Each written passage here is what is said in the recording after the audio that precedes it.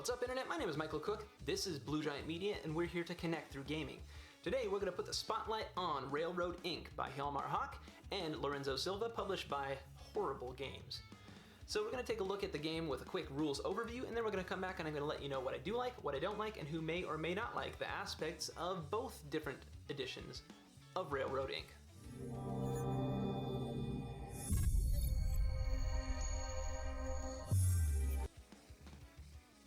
Alright, so here we have Railroad Inc. set up for 2 players.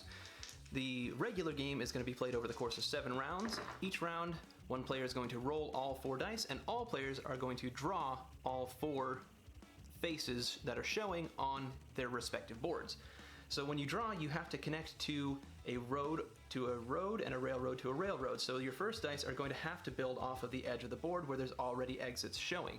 And you want to position them so that you can connect as many of your exits in one network as possible, because at the end of the game, if you have 8 different exits connected in one network, that is going to be worth 28 points. And if you have a separate network that connects 3 exits together, that one's going to score 8 points. But if you would happen to put them together, you would score a lot more points. So, when you draw, this player might decide to go right here, and then they'll go ahead and mark a 1 because this is in the first round. That way they know which one to erase if they need to erase something later on.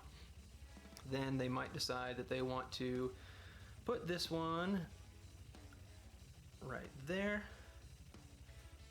so that then they can connect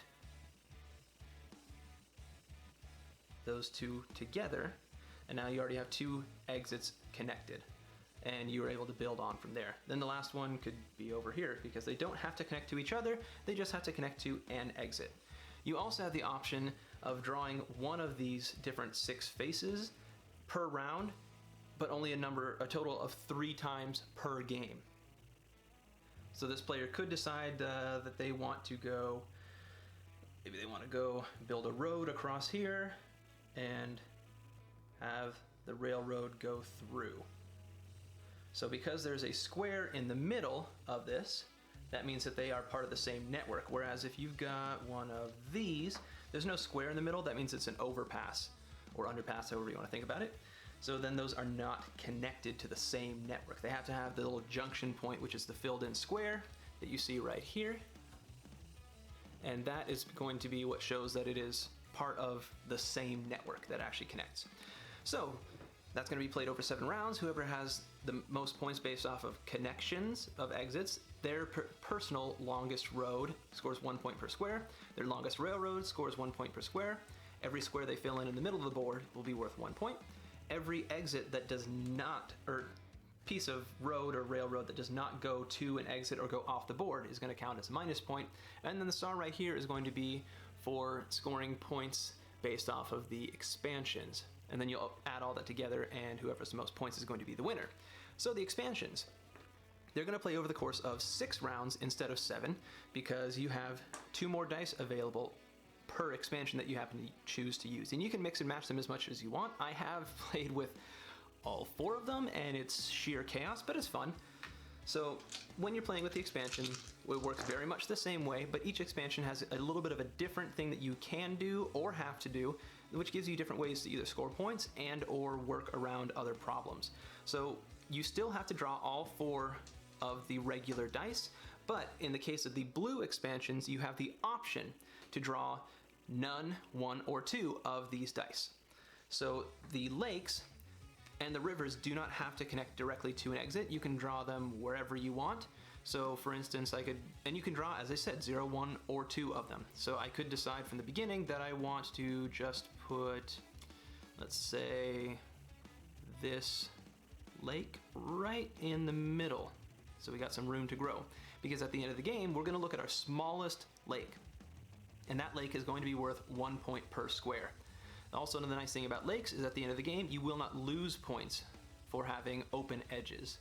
So the other really nice thing about the lakes is if you've got this right here and you draw that coming in, and notice it has the square on it showing that it is a junction point. Then if I were to draw this on this side,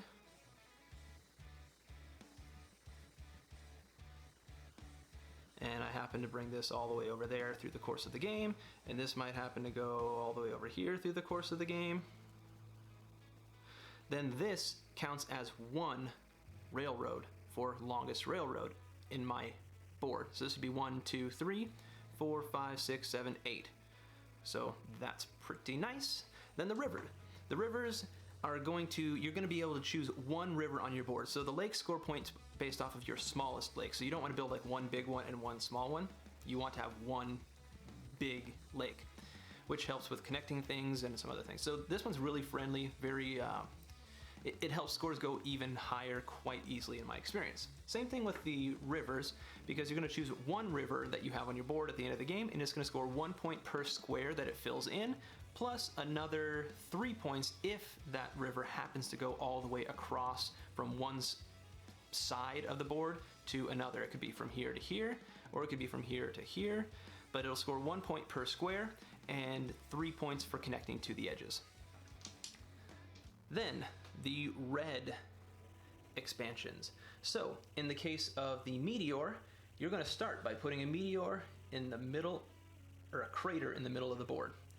Then as you roll with the white dice, again you have to draw all 4 of the regular dice, but then you have to draw a crater where it shows you. So right here, this tells me that I am going to draw a crater that is one space down from the previous crater.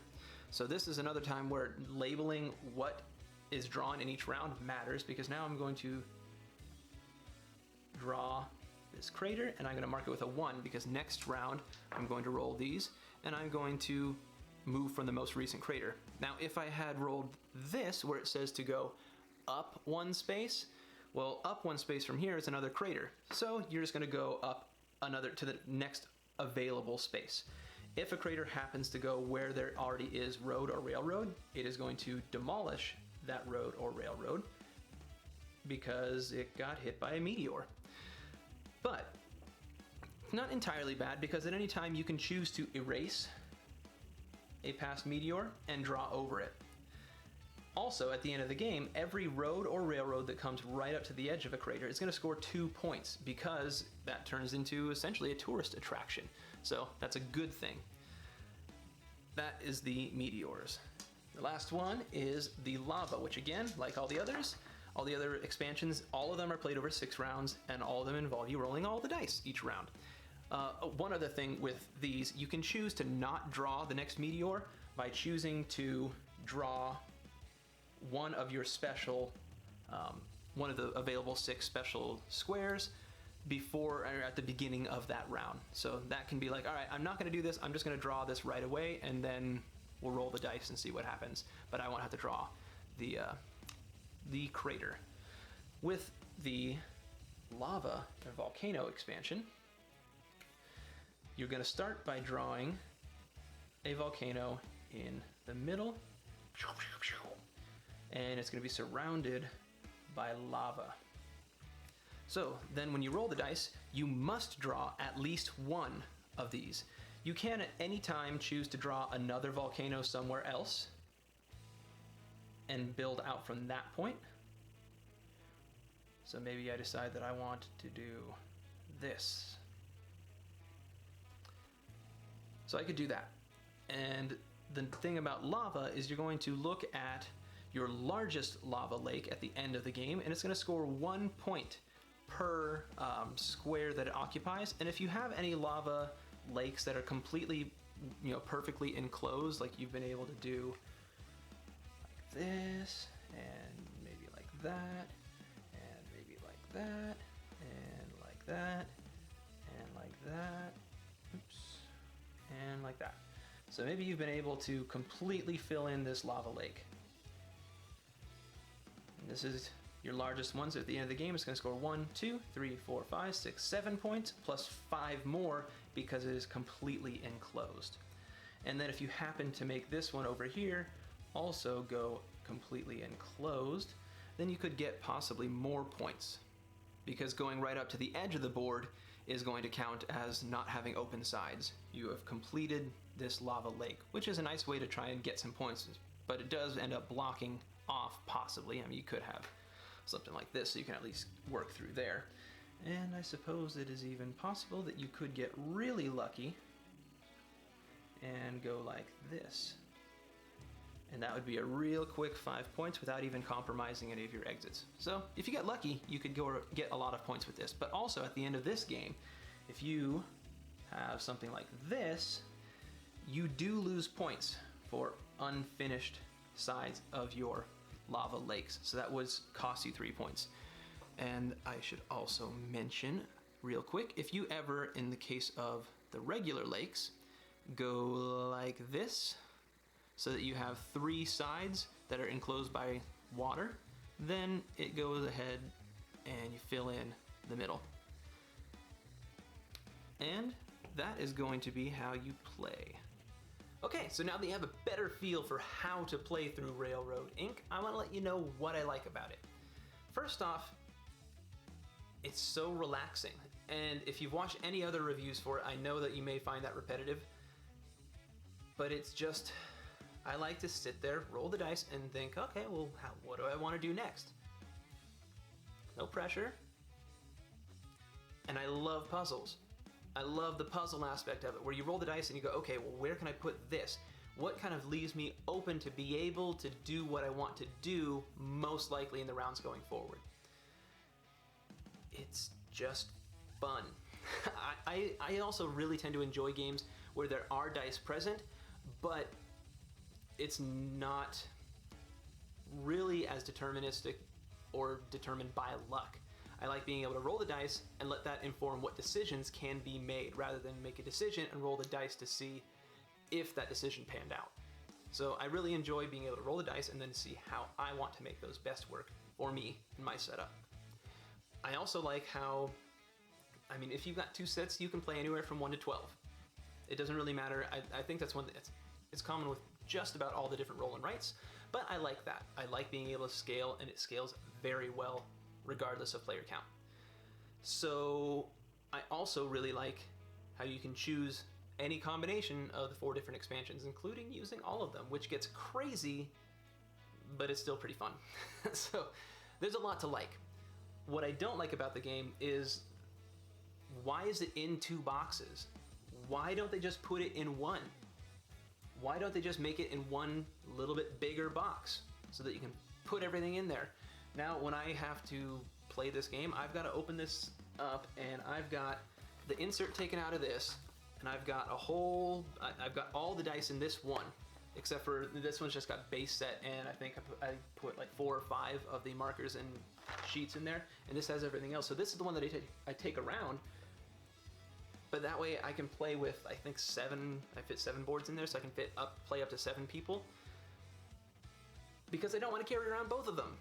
So I think that was a mistake, an oversight, a missed opportunity to be able to make the game just a little bit bigger, make it a 12-player edition, throw everything in there. They would have been able, I don't know. Marketing, I'm not an advertising guru by any means, but as a consumer, that's what I would much rather have seen. So that's just about it. Maybe the markers. Any game with dry erase markers, thank you for giving me an option so that I can keep replaying without having to reprint paper and throw them away. But there's never a good erasing system.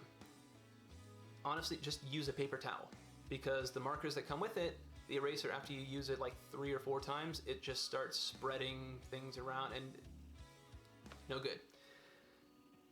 So who's gonna like this game? If you like roll and writes, this is one of the best out there. If you like route building games, no brainer. If you like puzzly things, there you go. If you like a relaxing game that can be played with any player count, there you go. Just about most of the reasons I already said that I like it, those are going to apply to a lot of people. So who's not going to like the game though? If you don't like that multiplayer solitaire game, you're going to hate it, because really that's just about all it is, and that's why it works well solo. Even though it says 2 to 6 on each box, you can play it solo and just do the best, you're playing against yourself, because really that's what you're always doing. So if you want a game that has interaction, this has none. None. At all. So that could be something that is a major drawback for you.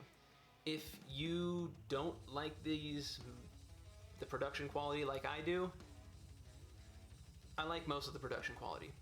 But if you're kind of in the same boat as me, it's like, I'm kind of almost against the concept of the game by itself, just outright, because there's two different editions. Like, why? You're just trying to make me pay more money, and you might just be upset at Horrible Games and Cool Mini or not. Come on. For the very fact that they did that. I've got them both. I like them both. I wish it was just one. And with that, I think that's all.